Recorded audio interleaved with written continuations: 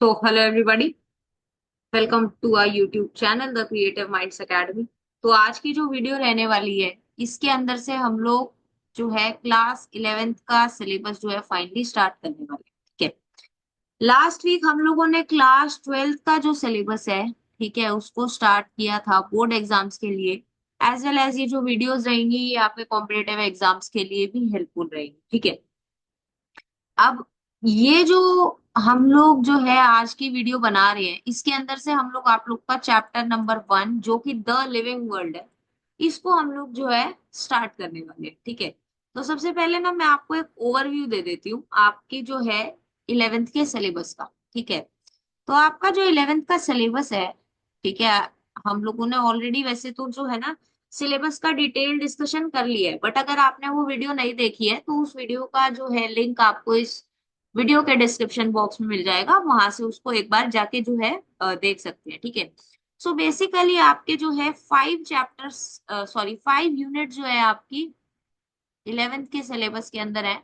इन 5 units के अंदर जो है आपके टोटल कितने चैप्टर्स हैं? टोटल आपके जो है 19 चैप्टर्स जो है आप लोगों को करने हैं। ठीक है। 19 चैप्टर्स जो है आप लोगों को इन 5 यूनिट के अंदर करने हैं। अब सबसे पहले हम लोग कौन सी यूनिट स्टार्ट कर रहे हैं? हम लोग यूनिट जो स्टार्ट कर रहे हैं दैट इज यूनिट नंबर 1। ठीक है। हम लोग जो स्टार्ट कर रहे हैं दैट इज यूनिट नंबर 1। अच्छा, ये 5 यूनिट्स के अंदर कितने चैप्टर्स है? 19 चैप्टर्स है, ये मैंने इधर मेंशन कर। ठीक है। अब जो यूनिट 1 है, ठीक है, यूनिट 1 की जो है इसके अंदर बेसिकली 4 चैप्टर्स है। ठीक है। कितने चैप्टर्स है? 4 चैप्टर्स है, और यूनिट का नाम है डाइवर्सिटी ऑफ लिविंग ऑर्गेनिजम्स। ठीक है। Diversity of living organism. देखो हम बहुत ही बेसिक से चलेंगे, मैं एकदम से भगाऊंगी नहीं। ठीक है। क्योंकि अभी 10th तक आप लोग ने जो बायोलॉजी पढ़ी है वो बहुत ही बेसिक बायोलॉजी है। ठीक है। और अभी एकदम से बायोलॉजी एडवांस होगी, तो मैं कोई भी कॉन्सेप्ट को मिस नहीं करूंगी यहाँ पे। ठीक है। ये जो यूनिट है आपकी टोटल 15 मार्क्स जो है वो कैरी करती है। ठीक है। सीबीएसई के वेटेज के अकॉर्डिंग एंड नीट यूजी के एग्जामिनेशन के अकॉर्डिंग भी काफी इंपॉर्टेंट यूनिट होती है। तो इसके अंदर बेसिकली कितने चैप्टर्स है? 4 चैप्टर्स है। ठीक है। कितने चैप्टर्स हैं? 4 चैप्टर्स है। अब 4 चैप्टर्स कौन कौन से हैं? The first one is the living world. ठीक है। Okay. The second one is biological classification. Biological classification. ठीक है। लिविंग वर्ल्ड बहुत ही बेसिक चैप्टर है। ठीक है। इसको हम लोग जो है कोशिश करेंगे 2 वीडियोस के अंदर ही रैप अप करते। ठीक है। बाकी सारे चैप्टर्स लंबे हैं। ठीक है। काफी डिटेल्ड, काफी इंपॉर्टेंट चैप्टर है। इस चैप्टर से जो है एक क्वेश्चन पूछा जाता है, कई बार तो वो भी नहीं पूछा जाता। ठीक है। सो ये जो है बेसिकली एक बेस लाइन आपके लिए तैयार करेगा। ठीक है। तो इसलिए हम लोग जो है इस चैप्टर को बेसिकली पढ़ते हैं। ठीक है। The next is plant kingdom. ठीक है। एंड उसके बाद है एनिमल किंगडम। तो सबसे छोटा चैप्टर इसके अंदर जो है द लिविंग वर्ल्ड ही है, जिसको अभी हम लोग इस वीडियो से स्टार्ट करने वाले हैं। ठीक है। उसके बाद में भी हम लोग बायोलॉजिकल क्लासिफिकेशन करेंगे, फिर हम लोग प्लांट किंगडम करेंगे, देन हम लोग जो है फिर एनिमल किंगडम की तरफ चले। ठीक है। सो चलिए इस चैप्टर को जो है बिना किसी देरी के अभी हम लोग स्टार्ट कर लेते हैं। अब इस चैप्टर में सबसे पहले हम लोग बात करें अगर इंट्रोडक्शन की, तो कुछ पर्टिकुलर चीजें इंट्रोडक्शन में दी हुई है। ठीक है। जैसे कि अगर बात की जाए तो हमारे अराउंड जितने भी लिविंग ऑर्गेनिज्म है, एक काफी अच्छी खासी डाइवर्सिटी हम लोगों को अमंग्स लिविंग ऑर्गेनिजम्स देखने को मिलती है। ठीक है। चाहे फिर वो एनिमल्स के अंदर है, प्लांट्स के अंदर है, ठीक है, ह्यूमन बींग्स के अंदर है, बॉडी स्ट्रक्चर सेम है ह्यूमन बींग्स का, but then also we are very much different from each other. ठीक है। अगर हम लोग अपनी फैमिली में देखें तो सिमिलैरिटीज है, बट वहां पर सिमिलैरिटीज है, आइडेंटिकल नहीं है। ठीक है। आइडेंटिकल बहुत कम केसेस में है, बट ओवरऑल अगर देखा जाए तो एनवायरनमेंट के अंदर हमको एक काफी अच्छी खासी डाइवर्सिटी जो है वो अमंगस्ट लिविंग ऑर्गेनिजम्स जो है वो देखने को मिलती है। ठीक है। अब सबसे पहले क्वेश्चन पूछा हुआ व्हाट इज लाइफ।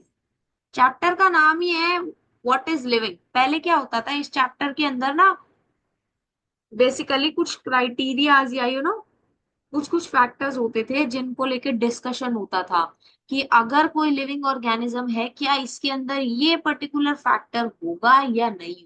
ठीक है, ये पर्टिकुलर चीज इस पर्टिकुलर लिविंग ऑर्गेनिज्म के अंदर है तो वो लिविंग है, अदरवाइज नहीं है। ठीक है, बट अभी उस चीज को जो है यहाँ से एलिमिनेट कर दिया गया। बहुत ही बेसिक बेसिक चीजें जो आप लोगों के लिए जरूरी है, वो सब चीजें जो है यहाँ पर अभी हम लोग को पढ़नी है। ठीक है, तो सबसे पहले क्वेश्चन पूछा हुआ व्हाट इज लाइफ। ठीक है, अब इस क्वेश्चन के ना दो तरीके के ठीक है, अब इसके अंदर से भी ना दो क्वेश्चंस बन सकते हैं। पहला क्या बन सकता है, the first is the technical one, जो क्या बेसिकली आंसर चाहता है what is living as compare to non living, यानी कि लिविंग और नॉन लिविंग में फर्क क्या है ना। अगर हम किसी चीज को लिविंग बोल रहे हैं तो उसको लिविंग क्यों बोल रहे हैं, अगर किसी चीज को नॉन लिविंग बोल रहे हैं तो उसको नॉन लिविंग क्यों बोल रहे हैं। ठीक है, so the first question is technical one. ठीक है, second one is philosophical one. ठीक है, जो बेसिकली क्या पूछता है कि लाइफ का पर्पस क्या है ना, जिंदगी का मकसद क्या है। ठीक है, अब हम लोग क्या है, हम लोग है बायोलॉजिस्ट, तो क्या हम लोग अभी यहाँ पर जिंदगी का मकसद जानने के लिए बैठेंगे? नो, उसके लिए हम लोग सेपरेट एक लेक्चर जो है वो कभी लेके आ सकते हैं। बट हम लोग को क्या करना है बेसिकली एज साइंटिस्ट, ठीक है, as biologist, we will be attempting the first one. ठीक है, यानी कि what living is as compare to non living. ठीक है, तो बेसिकली हम लोगों को यही पढ़ना होता है कि यार ये पर्टिकुलर चीज लिविंग है तो लिविंग क्यों है। ठीक है, और ये नॉन लिविंग है तो ये नॉन लिविंग क्यों। ठीक है, सो बेसिकली ये था छोटा सा इंट्रोडक्शन। ठीक है, बहुत ही बेसिक बेसिक बातें मैंने आप लोग को बता दी ताकि कुछ भी आप लोगों का मिस ना हो। ठीक है, एक और बात मैं आपको क्लियर कर देती हूँ, एनसीईआरटी पूरी कवर होगी नोट्स के अंदर। एक भी ऐसा पॉइंट नहीं रहेगा एनसीईआरटी का जो इन नोट्स के अंदर कवर नहीं होएगा। और ये जो नोट्स का पीडीएफ है, ठीक है, नोट्स का जो पीडीएफ है आप हमारे टेलीग्राम चैनल, जो कि द क्रिएटिव माइंड्स एकेडमी के नाम से है, जब आप टेलीग्राम पे जाके सर्च करोगे द क्रिएटिव माइंड्स एकेडमी, या फिर आप क्या कर सकते हो, इस वीडियो के डिस्क्रिप्शन बॉक्स के अंदर भी जो है टेलीग्राम चैनल का लिंक दिया हुआ है, वहां से इसको ज्वाइन कर सकते हो। जितने भी नोट्स रहते हैं, इंपॉर्टेंट अपडेट्स रहती हैं, अदर पीडीएफ जो रहते हैं आपके एग्जाम रिलेटेड इंपॉर्टेंट पीडीएफ, वो सारे टेलीग्राम चैनल के ऊपर ही अपलोड होते हैं। ठीक है, तो आप टेलीग्राम चैनल को ज्वाइन करना मत। ठीक है, सो एनसीईआरटी आपकी सारी कवर हो जाएगी, और एनसीईआरटी के अंदर ये बेसिक कुछ पॉइंट्स लिखे हुए थे, इनके ऊपर अभी हम लोगों ने बात कर। ठीक है, अब इनमें से आपसे क्वेश्चन नहीं पूछा जाएगा, but at least you should have a basic idea. Okay, चलो, अब जो है सबसे पहले we will be talking about diversity in the living world. ठीक है, हम लोग बात करने वाले हैं diversity in the living world. अब जो हमारा ये एनवायरनमेंट है, ठीक है, ये जो हमारी दुनिया है, इसके अंदर मैंने बोला ना हम लोगों को एक बहुत अच्छी खासी डाइवर्सिटी देखने को मिलती है। ठीक है, सो बेसिकली उसी से रिलेटेड कुछ पॉइंट्स हम लोग डिस्कस करने वाले हैं। ठीक है, स्पीशीज क्या होती है, ठीक है, फिर हम लोग जो है सिस्टमैटिक्स, क्लासिफिकेशन, नॉमेनक्लेचर, नॉमेनक्लेचर के रूल्स क्या होते हैं, बायोडाइवर्सिटी क्या होती है, वो सारी बातें हम लोग आज के इस लेक्चर के अंदर करने वाले हैं। ठीक है, चलो स्टार्ट करते हैं। Okay, each different kind of plant, animal or organism that we see represents a species। यानी कि जितने भी डिफरेंट टाइप के प्लांट्स या एनिमल्स या ऑर्गेनिज्म हम लोग देखते हैं वो क्या रिप्रेजेंट करते हैं, एक स्पीशीज को रिप्रेजेंट करते हैं। ठीक है, मैं एक स्पीशीज हूँ, आप एक स्पीशीज हो। ठीक है, हम लोग हर डिफरेंट तरीके सॉरी आप और मैं जो है हम लोग स्पीशीज हैं। ठीक है, हम लोग बेसिकली जो है स्पीशीज है। अच्छा, डिफरेंट टाइप ऑफ प्लांट्स जो है वो स्पीशीज है। ठीक है, डिफरेंट टाइप ऑफ एनिमल्स जो है वो स्पीशीज है।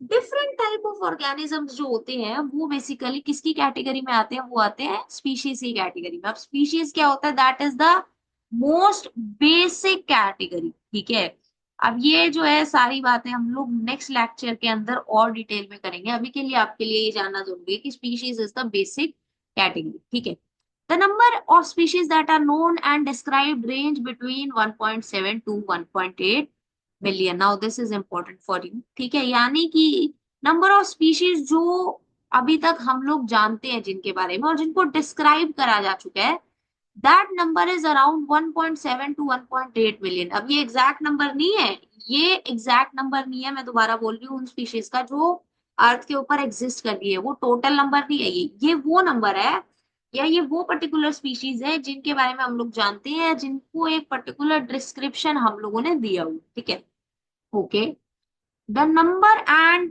Type of organism present on earth is known as biodiversity.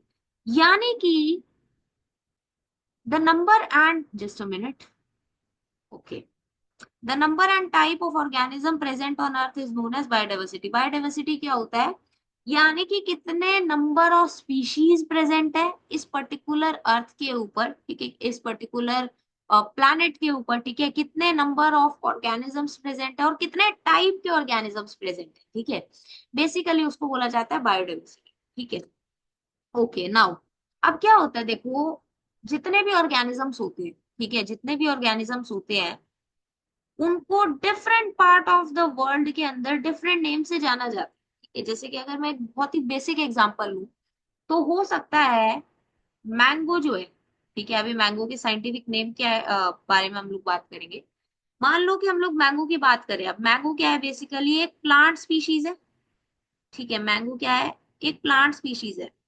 अब हो सकता है हम लोग इसको मैंगो बोलते हैं any other part of the country के अंदर, या हो सकता है all through out the world mango को किसी और नाम से जानते हो, उनकी जो नेटिव लैंग्वेज है, ठीक है, यानी कि जो उसका कॉमन नेम है, ठीक है, हो सकता है जो कॉमन नेम है एक पर्टिकुलर स्पीशीज का, वो क्या है basically different parts of the world के अंदर, इवन की एक कंट्री के अंदर भी डिफरेंट रीजन्स के अंदर कॉमन नेम क्या कर सकता है, डिफर कर सकता है, ठीक है।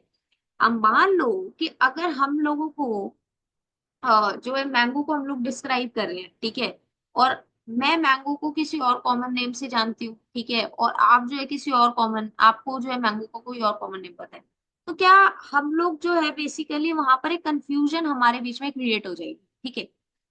तो बेसिकली कंफ्यूजन क्रिएट नाउ, ठीक है, और एक पर्टिकुलर जो ऑर्गेनिज्म है, ठीक है, एक पर्टिकुलर ऑर्गेनिज्म जो है वो एक सेम नाम से जाना जाए all through out the world, ताकि किसी भी तरीके की कंफ्यूजन ना हो। इसीलिए बेसिकली कॉन्सेप्ट आया था नोमेनक्लेचर, ठीक है, इसीलिए कॉन्सेप्ट जो आया था वो आया था नोमेनक्लेचर का। नोमेनक्लेचर क्या होता है, नेमिंग ऑफ ऑर्गेनिज्म, जहां पर हम लोग क्या करते हैं बेसिकली कुछ पर्टिकुलर सेट्स ऑफ ऑर्गेनिज्म के अकॉर्डिंग हम लोग डिफरेंट ऑर्गेनिजम्स को क्या करते हैं, नेम करते हैं, ठीक है, उनका क्या करते हैं बेसिकली नॉमेनक्लेचर करते हैं, ठीक है, ताकि बेसिकली नॉमेनक्लेचर से ये इंश्योर हो सके कि उसका जो है पर्टिकुलर साइंटिफिक नेम जो है, ठीक है, जो उसका पर्टिकुलर साइंटिफिक नेम है वो तो all through out the world क्या होगा, सेम होगा, ठीक है, वो क्या होगा, all through out the world क्या होगा, सेम होगा। यानी कि कॉमन नेम डिफर कर सकते हैं बट साइंटिफिक नेम तो सेम ही रहेगा ना। मैंगो का साइंटिफिक नेम क्या होता है, मैंगो का जो साइंटिफिक नेम होता है दैट इज मैंगीफेरा इंडिका, ठीक है। अब मैंगो को हो सकता है हम लोग इंडिया में मैंगो बोल रहे हैं, ऑस्ट्रेलिया में किसी और कॉमन नेम से जानते हो, अमेरिका में किसी और कॉमन नेम से जानते हो, बट इसका साइंटिफिक नेम तो मैंगीफेरा इंडिका ही है ना। तो हम लोग हो सकता है कॉमन नेम से कंफ्यूज हो जाए, बट जब हम लोग उसके साइंटिफिक नेम के ऊपर जाएंगे या बेसिकली डिस्क्रिप्शन पे जाएंगे, तो डिस्क्रिप्शन की वजह से क्या होगा, हम लोग उसी सेम साइंटिफिक नेम की तरफ या उसी सेम जो है पर्टिकुलर ऑर्गेनिज्म या उस पर्टिकुलर स्पीशीज के ऊपर पहुंचेंगे, ठीक है, जिसका पर्टिकुलर साइंटिफिक नेम जो है वो मैंगीफेरा इंडिका ही है, ठीक है। So basically that is the concept of nomenclature, ठीक है। There is a need to standardize the name of living organism such that a particular organism is known by the same name all over the world, and this process is known as nomenclature। यही मैंने आपको भी बताया, ठीक है। So basically nomenclature is naming of organism, ठीक है, in which we standardize the name, ठीक है। बेसिकली हम लोग क्या कर रहे हैं, हम लोग एक स्टैंडर्ड नेम दे रहे हैं, ठीक है, we are giving a standard name to the organism such that it is known by the same name all over the world, ठीक है, उसी को हम लोग क्या बोल रहे हैं, उसी को हम लोग क्या बोल रहे हैं, उसी को हम लोग नॉमेनक्लेचर, ठीक है।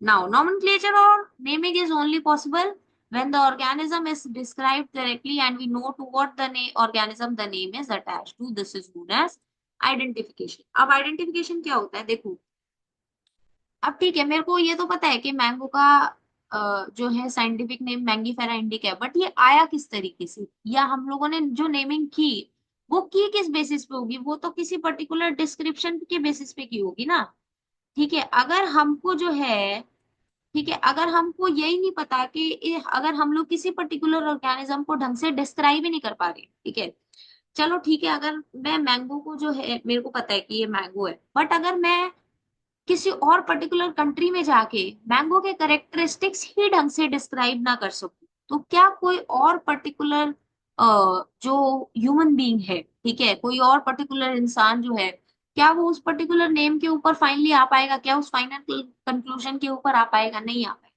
ठीक है, सो बेसिकली ऑर्गेनिज्म का एक करेक्ट डिस्क्रिप्शन बहुत जरूरी है। ठीक है, और ऑर्गेनिज्म किस नेम से अटैच्ड है वो हमको पता होना चाहिए। इसी प्रोसेस को हम लोग बोलते हैं आइडेंटिफिकेशन। ठीक है, इसी प्रोसेस को हम लोग क्या बोलते हैं? इसी प्रोसेस को बोला जाता है आइडेंटिफिकेशन। ओके, आई होप यहाँ तक आप लोग को समझ में आया। ये सारी बातें ना बहुत ही बेसिक बेसिक है, ठीक है, पेपर में आपसे पूछी नहीं जाती, बट ये सारे कॉन्सेप्ट्स आपको पता होने बहुत जरूरी है।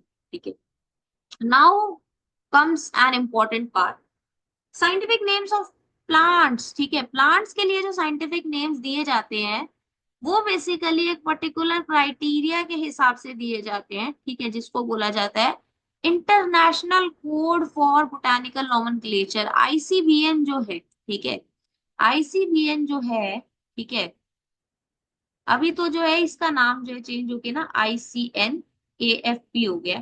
ठीक है, अभी हम लोग इसकी बात नहीं करेंगे। This is basically international code of nomenclature for algae, fungi and plants. अगर आप लोगों की लेवल पे बात की जाए, 11th 12th नीट के लेवल पे बात की जाए, तो आप लोग को ICBN ही याद रखना है, ये याद नहीं रखना। ठीक है, सो प्लांट्स के लिए जो नेमिंग की जाती है वो कौन से रूल्स के अकॉर्डिंग की जाती है? According to the rules which are provided in the international code for botanical nomenclature. ठीक है, एनिमल्स की जो नेमिंग की जाती है वो की जाती है according to the rules which are there in the international code of zoological nomenclature. अब याद रखना, इसमें है international code for botanical nomenclature, इधर है international code of zoological nomenclature. अक्सर MCQ के अंदर नीट में पूछा जाता है, तो इसको आपने भूलना नहीं है। ठीक है, okay, the scientific name ensure that each organism has only one name. Okay, the scientific names ensure that each organism has only one name, यानी कि scientific names की वजह से क्या होता है बेसिकली, ये इंश्योर हो जाता है कि एक पर्टिकुलर ऑर्गेनिज्म जो है उसका एक ही नेम। ठीक है, साइंटिफिक नेम का मतलब यही तो होगा, साइंटिफिक नेम थोड़ी ना एक ऑर्गेनिज्म के लिए डिफरेंट, ऐसा नहीं हुआ। ठीक है, description of any organism should enable the people in any part of the world to arrive at the same name, ये मैं ऑलरेडी आपको बता चुकी हूँ। They also ensure that such name has not been used for any other organism. Very important, यानी कि जब किसी पर्टिकुलर ऑर्गेनिज्म को नेम किया जाता है according to the set rules, तो ये भी इंश्योर किया जाता है कि पहले से एग्जिस्टिंग जो स्पीशीज है उनमें से किसी और के पास में ये पर्टिकुलर नेम ना हो। ठीक है, अदरवाइज वो नेम क्या हो जाता है? वो नेम हो जाता है इलेजिटिमेट। ठीक है, और वो तो नहीं होना चाहिए। साइंटिफिक नेम तो एक पर्टिकुलर स्पीशीज के लिए एक ही रहेगा। ठीक है, आई होप यहाँ तक आप लोग को समझ में आया। अब हम लोग जो है देखने वाले हैं नेमिंग ऑफ ऑर्गेनिज्म को, यानी कि जब हम ऑर्गेनिजम्स को नेम करते हैं तो किस तरीके से किया जाए। ठीक है, अच्छा देखो, कुछ पर्टिकुलर प्रिंसिपल्स के अकॉर्डिंग हम लोग क्या करते हैं, नेम करते हैं। प्लांट्स के लिए जो रूल्स होते हैं वो होते हैं अकॉर्डिंग टू ICBN। एनिमल्स के लिए जो होते हैं वो होते हैं अकॉर्डिंग टू ICZ। ठीक है, अब आप लोगों को जो नॉमेनक्लेचर पढ़ना है या नेमिंग ऑफ ऑर्गेनिज्म पढ़नी है वो आपको पढ़नी है according to the binomial nomenclature.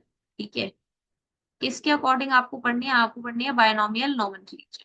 ठीक है, अभी बायनोमियल नोमेनक्लेचर क्या होता है, किसने दिया, वो हम लोग बात करेंगे। ठीक है, सबसे पहले बायनोमियल नोमेनक्लेचर का मतलब क्या है? टू। ठीक है, यानी कि जो नाम होगा ऑर्गेनिज्म का, जो पर्टिकुलर साइंटिफिक नेम होगा, उसके कंपोनेंट्स कितने होंगे? उसके दो कंपोनेंट्स। ठीक है, each name has two components. ठीक है, इसको मैं किसी और कलर से अंडरलाइन कर देती हूँ। Okay, each name has two components. ठीक है, the first one is generic name and the specific epithet or the species name. ठीक है, यानी कि ये जो मैंगीफेरा इंडिका हम लोगों ने लिखा था ऊपर, ठीक है, अभी अगर हम लोग मैंगो की बात करें, मैंगीफेरा इंडिका, तो इसके अंदर, ठीक है, इसके अंदर this is the generic name. ठीक है, या जीनस नेम। ठीक है, या फिर genus name, and this is the specific epithet या फिर स्पीशीज नेम, ठीक है। अब मैंने इसको अंडरलाइन किया हुआ है क्योंकि ये अकॉर्डिंग टू रूल्स जो है बोला जाता है, ठीक है। अभी हम लोग इसके बारे में भी पढ़ेंगे, ठीक है। तो अभी एक एक करके देखते हैं। The system of providing a name with two components is known as binomial nomenclature, यानी वो सिस्टम ऑफ नेमिंग जिसमें हम लोग नेम जो प्रोवाइड करते हैं दैट हैज टू कंपोनेंट, उसको बोला जाता है binomial nomenclature, and it was given by Carolus Linnaeus, ठीक है। किसने दिया था? This system of binomial nomenclature was given by Carolus Linnaeus, और कार्ल लिनेयस भी इसको कई बार बोला जाता है, ठीक है। अब देखो example here, scientific name of mango is Mangifera indica, फिर Mangifera represent the genus while indica represents a particular species और अ स्पेसिफिक एपिथेट। अब यहाँ पे आप देख रहे हो मैंने इसको जब टाइप किया हुआ है, यानी कि जब मैंने ये नोट्स बनाए, तो मैंने मैंगीफेरा इंडिका को यहाँ पर क्या किया हुआ है, इटैलिक्स में लिखा हुआ है। तो ये भी जो है बेसिकली रूल्स होते हैं, अभी हम लोग इनके बारे में बात करेंगे, ठीक है। ये चीजें जो होती है छोटी छोटी चीजें ध्यान देने की होती है, ठीक है। Other universal rules of nomenclature are biological names are generally in Latin and written in italics, यानी कि या तो ये जो है बेसिकली इनका ओरिजिन ही लैटिन से होगा, ठीक है। इनका जो है जो है बेसिकली, ठीक है, इनको ना लैटिनाइज किया जाता है या फिर लैटिन से डेराइव किया जाता है। ओरिजिन से कोई मतलब नहीं है, कहीं से भी ओरिजिन हुआ हो, ठीक है, बट नेम्स जो होंगे वो इनके लैटिनाइज किए जाएंगे, ठीक है। और लिखे किस में जाते हैं? इटैलिक्स में। अब मैं अगर पेन से लिख रही हूँ या आप लोग कॉपी में लिखेंगे तो आप लोग इटैलिक्स में थोड़ा ना लिख सकते हो, दैट्स वाई हम लोग क्या करते हैं, उसको अंडरलाइन करते हैं सेपरेटली, ठीक है। जीनस नेम को अलग से और स्पीशीज नेम को अलग से अंडरलाइन हम लोग करते हैं। The first word in a biological name represents the genus, while the second component denotes the specific epithet. ये हम लोगों ने बात कर ली। दूसरी बात क्या होती है, जीनस नेम जो होता है वो कैपिटल से लिखा जाता है, स्पेसिफिक एपिथेट का जो नेम होता है वो स्मॉल से लिखा जाता है, ठीक है। Both the words in a biological name, when handwritten, are separately underlined or printed in italics to indicate their Latin origin. यानी कि इनको अंडरलाइन जो किया जा रहा है, प्रिंट किया जा रहा है, ये बेसिकली उनका लैटिन ओरिजिन दिखाने के लिए किया जा रहा है। The first word denoting the genus starts with a capital letter, while the specific epithet starts with a small letter. ये मैंने ऑलरेडी आपको बता दिया। Name of the author appears after the specific epithet. अब कई बार क्या किया जाता है, हर बार नहीं किया जाता, बट कई बार क्या किया जाता है, जैसे हम लोगों ने इंडिका लिखा उसके बाद में क्या किया जाता है, यहाँ पर जो है उनके ऑथर का नाम, यानी जिन्होंने डिस्क्राइब किया बेसिकली, ठीक है, उनका भी जो है ना नाम लिखा जाता है, ठीक है। जैसे at the end of biological name, यहाँ पे बायोलॉजिकल नेम खत्म हो गया, यहाँ पर क्या लिखा जाएगा बेसिकली, यहाँ पर उनके ऑथर का नाम लिखा जाएगा, ठीक है। किस में, किस फॉर्म में? शॉर्ट फॉर्म में लिखा जाता है। और ये क्या इंडिकेट करता है? It indicates that the species was first described by Linnaeus, ठीक है। It is impossible to study all the organism. अच्छा ठीक है, आई होप यहाँ तक आप लोगों को समझ में आया। नॉमेनक्लेचर बहुत इंपॉर्टेंट है, कई बार टीचर्स क्या दे देती है, आपसे पेपर में पूछ लेती है कि रूल्स ऑफ नॉमेनक्लेचर लिख के बताओ, ठीक है। तो ये सारे आपको लिख के आने, ठीक है। एग्जाम्पल आप मैंगीफेरा का ले सकते हो, ठीक है। चलो अब हम लोग जो है आगे देख लेते हैं। अब देखो यार, हम हर ऑर्गेनिज्म को स्टडी नहीं कर सकते, दैट्स व्हाई हम लोग क्या करते हैं, ऑर्गेनिजम्स को कैटेगराइज कर देते हैं। क्या करते हैं हम लोग, ऑर्गेनिजम्स को कैटेगराइज कर देते हैं, यानी कि डिफरेंट कैटेगरीज के अंदर डिवाइड कर देते हैं, ताकि उस पर्टिकुलर कैटेगरी के अंदर जो है हम लोग कॉमन कैरेक्टरिस्टिक्स जो है स्टडी कर सके, और उस तरीके से हम लोग ऑर्गेनिजम्स को स्टडी करते हैं, ठीक है। अब इसी प्रोसेस को बोला जाता है क्लासिफिकेशन, ठीक है। इसी प्रोसेस को बोला जाता है क्लासिफिकेशन। क्लासिफिकेशन का नीड ही क्यों है? इसलिए तो नीड है क्योंकि हम लोग हर ऑर्गेनिज्म को ऐसे स्टडी नहीं कर सकते, ठीक है। So classification is the process by which anything is grouped into convenient categories based on some easily observable characters. यानी कि कुछ observable characters के अकॉर्डिंग हम लोग क्या करते हैं, ऑर्गेनिजम्स को क्लासिफाई करते हैं, ठीक है। ऑर्गेनिजम्स को क्लासिफाई करते हैं, ठीक है। अब यहाँ पर ना एक एग्जांपल लिया हुआ है, dogs, cats, mammals, wheat, rice, plants, animals etcetera are different categories that we use to study organisms, ठीक है। क्या होता है बेसिकली, ये सभी क्या दिखा रहे हैं ना, डिफरेंट लेवल्स पे जो है ना ऑर्गेनिजम्स क्लासिफाई होते हैं, ठीक है। डिफरेंट लेवल्स पे क्या होते हैं, ऑर्गेनिजम्स क्लासिफाई होते हैं। जैसे अगर मैं बात करूं डॉग्स और कैट्स जो है, ये क्या है basically, different type of organisms हैं, डिफरेंट कैटेगरीज हैं। बट डॉग्स और कैट्स की अगर बात की जाए तो है तो दोनों एनिमल्स ही ना, यानी कि इनको हम लोग एनिमल की कैटेगरी के अंदर क्या कर सकते हैं, पुट अप कर सकते हैं, ठीक है। सो बेसिकली क्या है ना, ये सारी क्या कर रही है, डिफरेंट डिफरेंट कैटेगरीज को इंडिकेट कर रही है, ठीक है, eight different levels. Eight different levels ये क्या कर रही है, कैटेगरीज को इंडिकेट करती है, ठीक है। और साइंटिफिक नेम क्या दिया जाता है इन पर्टिकुलर कैटेगरीज के लिए? जो साइंटिफिक नेम दिया जाता है दैट इज टैक्सा, ठीक है। क्या नाम दिया जाता है? टैक्सा, यानी कि प्लांट जो है दे रिप्रेजेंट अ टैक्सा, ठीक है। राइस भी जो है it also represent a taxa, but both indicate the taxa eight different levels, ठीक है। ये दोनों ही क्या कर रहे हैं? डिफरेंट लेवल पे क्या कर रहे हैं बेसिकली? एक टैक्सॉन को या एक टैक्सा को रिप्रेजेंट, ठीक है। So taxa can indicate categories at different levels, ठीक है। आई होप यहाँ तक आप लोगों को समझ में आया। देखो, जो भी आपको डाउट्स हो ना, अगर कोई भी डाउट आपको रह जाते then please post your doubt in the comment section, ठीक है। मैं आपके सारे डाउट्स को आंसर करने का ट्राई करती हूँ, ठीक है।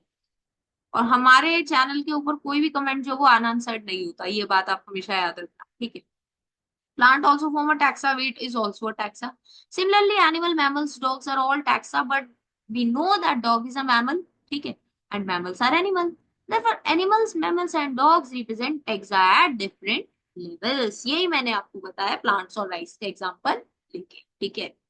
Hence, based on characteristics, all living organisms can be classified into different taxa, and this process of classification is known as taxonomy, ठीक है। इसी प्रोसेस को क्या बोला जाता है?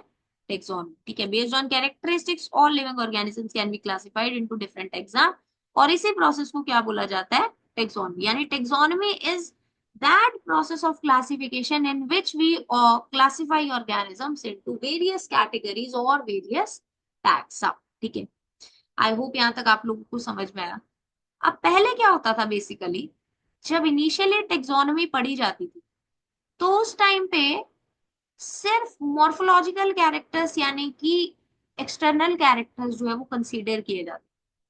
फिर क्या हुआ, और थोड़ा सा जो है डेवलपमेंट हुआ, तो अभी क्या है, एक्सटर्नल और इंटरनल स्ट्रक्चर, ठीक है, दोनों ही टेक्सोनमी को स्टडी करने के लिए यूज किए जाते हैं along with cell structure, development processes and ecological information of organisms. These are essential and form the basis of modern taxonomic study. यानी कि जो अभी मॉडर्न टेक्सोनमी, ठीक है, जो मॉडर्न टेक्सोनमी है उसके अंदर ना कि हम सिर्फ एक्सटर्नल या इंटरनल कैरेक्टर्स कंसीडर करते हैं, apart from this cell structure, ठीक है, कैसा है उस पर्टिकुलर ऑर्गेनिज्म का, उसके अंदर वेरियस डिफरेंट डेवलपमेंटल प्रोसेसेस को स्टडी करते हैं, उसकी इकोलॉजिकल इंफॉर्मेशन, ठीक है, उसको हम लोग स्टडी करते हैं, एंड बेसिकली इसी बेसिस पे हम लोग क्या करते हैं, मॉडर्न टेक्सोनमिक स्टडीज जो है करते हैं, ठीक है। Now this point is very important, hence characterisation, identification, classification and nomenclature are processes which are basic to taxonomy.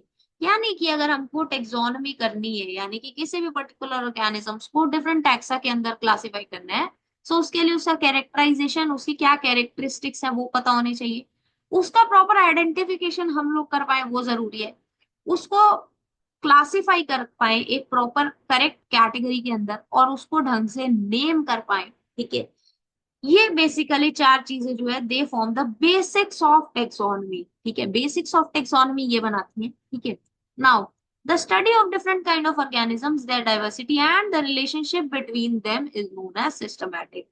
अब जब हम लोग क्या करते हैं, इन पर्टिकुलर ऑर्गेनिजम्स को स्टडी करते हैं, उनको स्टडी तो कर रहे हैं, उनके डाइवर्सिटी को स्टडी कर रहे हैं, बट जब उनके रिलेशनशिप्स भी स्टडी कर रहे हैं, आपस में किस तरीके से जो है different type of organisms related है, इतने डाइवर्सिटी होने के बाद भी, तो उस पर्टिकुलर स्टडी को हम लोग सिस्टमैटिक्स बोलते हैं। यानी कि जो सिस्टमैटिक्स होती है, it takes into account the evolutionary relationships among organisms also. यानी कि इसके अंदर जो है ये पर्टिकुलर कैरेक्टरिस्टिक्स तो हम लोग स्टडी कर ही रहे हैं, ठीक है। हम लोग क्या स्टडी कर रहे हैं basically? Characterisation, identification, classification, nomenclature, but apart from this जब हम लोग रिलेशनशिप्स भी स्टडी करते हैं अमंग ऑर्गेनिज्म, तो बेसिकली तब हम लोग क्या बोलते हैं, उसको हम लोग बोलते हैं सिस्टमैटिक्स, ठीक है। The word systematics is derived from the Latin word systema, which means systematic arrangement of organisms, ठीक है।